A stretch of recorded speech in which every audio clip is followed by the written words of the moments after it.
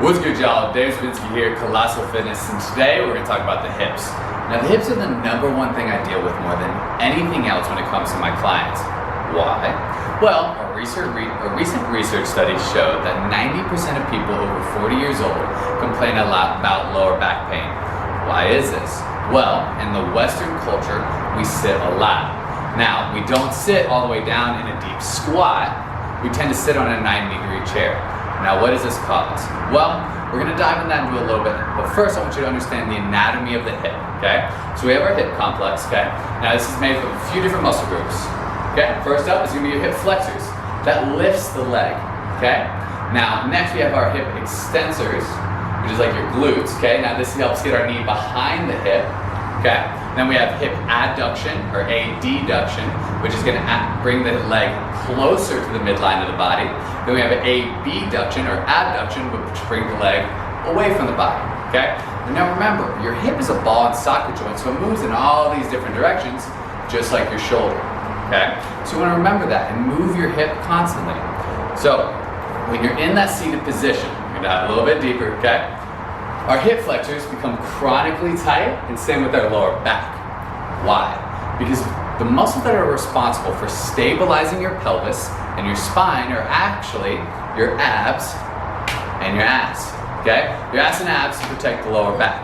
When those two muscles get weak due to sitting all the time and an improper workout routine, those two muscle groups are not working anymore, which makes the hip flexors and the lower back, your lumbar, overly contract, overly inflame, and have chronic issues causing lower back pain.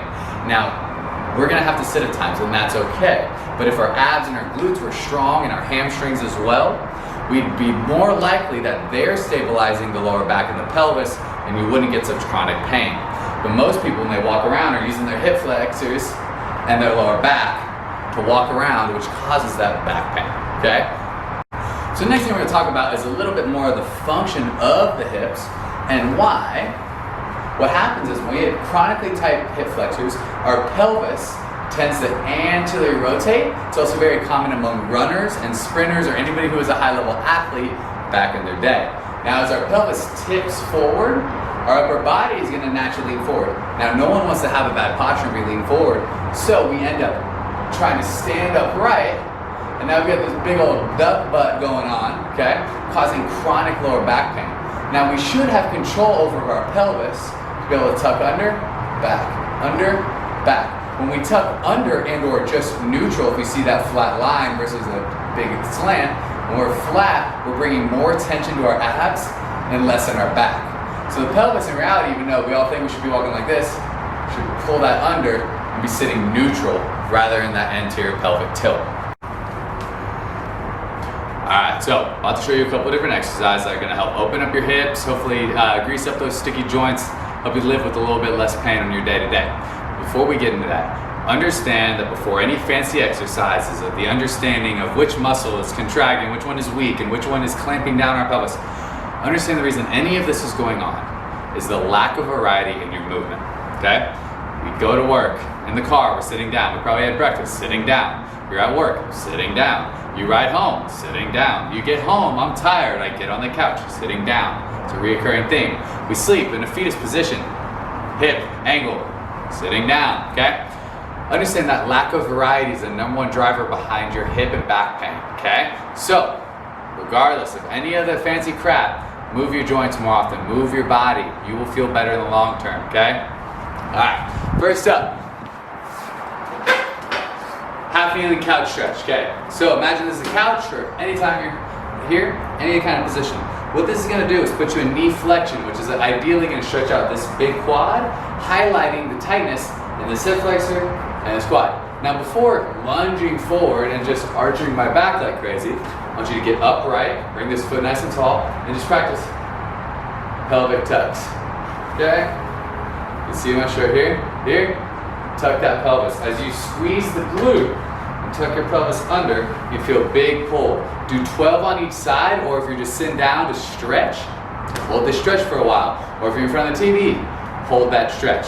Kneeling couch stretch, probably my go-to for static stretches or those pelvic tilts.